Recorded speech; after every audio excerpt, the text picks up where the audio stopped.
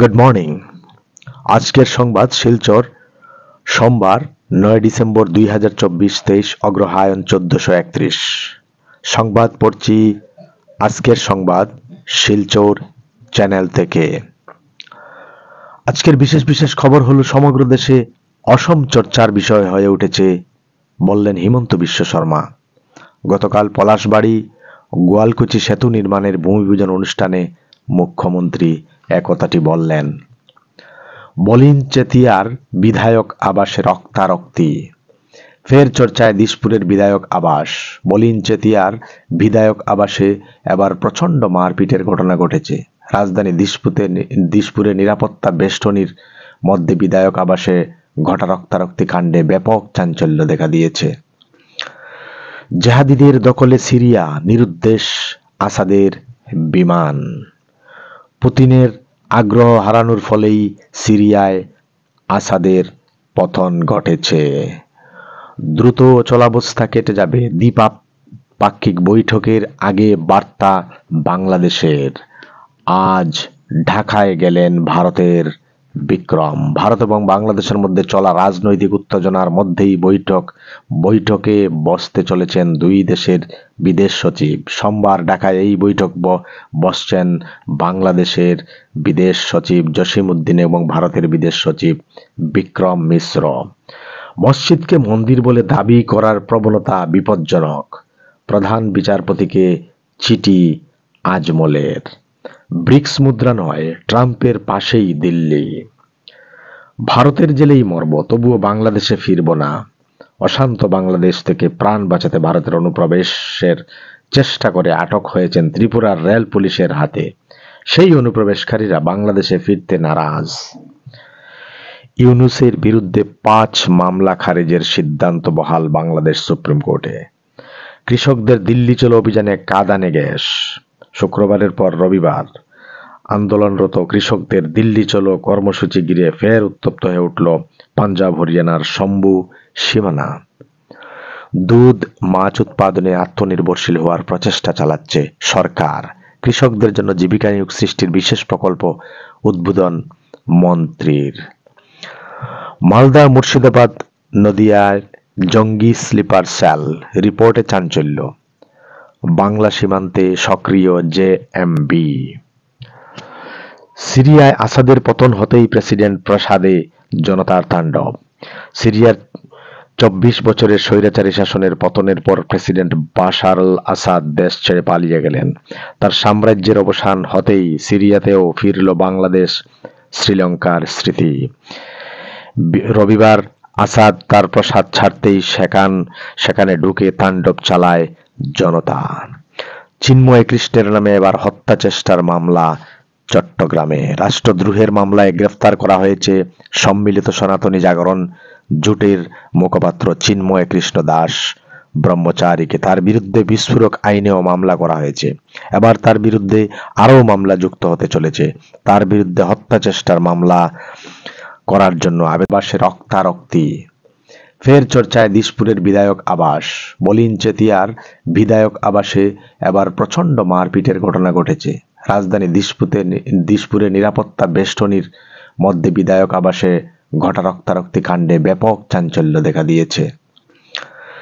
জেহাদিদের দখলে সিরিয়া, নিরুদ্দেশ আসাদের বিমান। পুতিনের আগ্রহ হারানোর ফলেই সিরিয়ায় আসাদের পতন ঘটেছে। দ্রুত চলাবস্থা কেটে যাবে। দ্বিপাক্ষিক বৈঠকের আগে বার্তা বাংলাদেশের।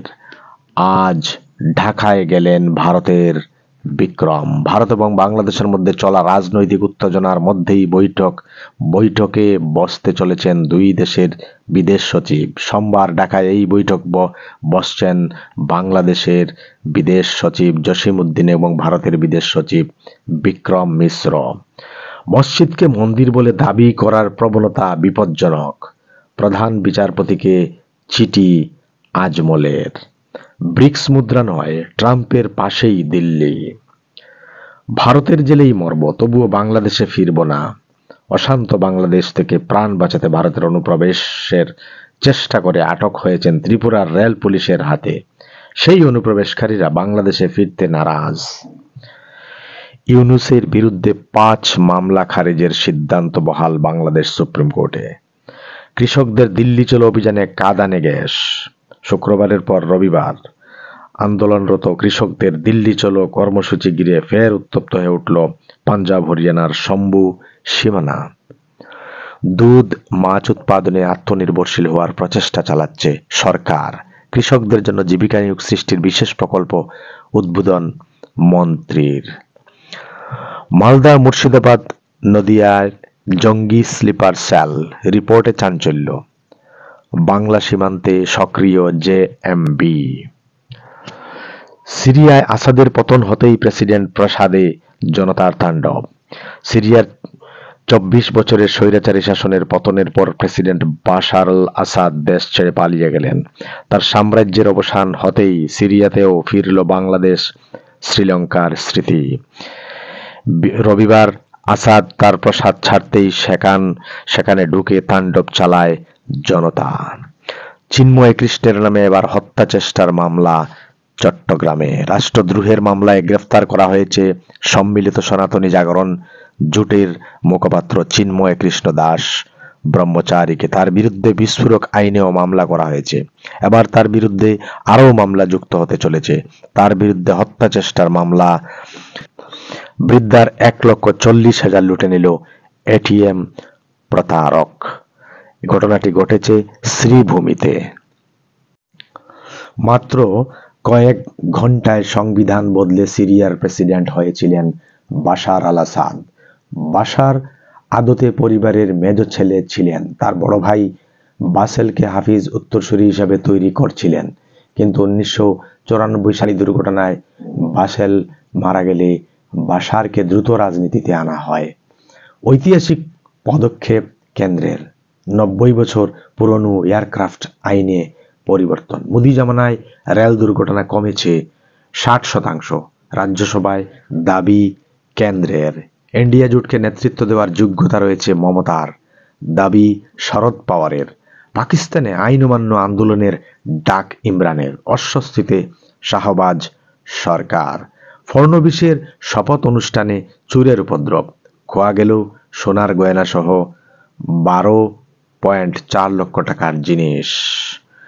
এটি হলো দেশ বিদেশের খবর। এবার খেলার খবর। প্রথমেই ক্রিকেট। অসম ক্রিকেট সংস্থার অভিনন্দন। প্রথম অসমিয়া হিসেবে ভারতীয় ক্রিকেট কন্ট্রোল বোর্ডের ভারপ্রাপ্ত সচিবের দায়িত্ব পাওয়ায় দেবজিৎ শইকিয়াকে আন্তরিক অভিনন্দন জানালো অসম ক্রিকেট সংস্থা। বোর্ড সচিব জয় শাহ আন্তর্জাতিক ক্রিকেট কাউন্সিলের চেয়ারম্যান হওয়ার ফলে দেবজিৎকে এই দায়িত্ব দেন সভাপতি রজার বিন্নি। শেষ হলো আজকের বিশেষ খবর। ধন্যবাদ।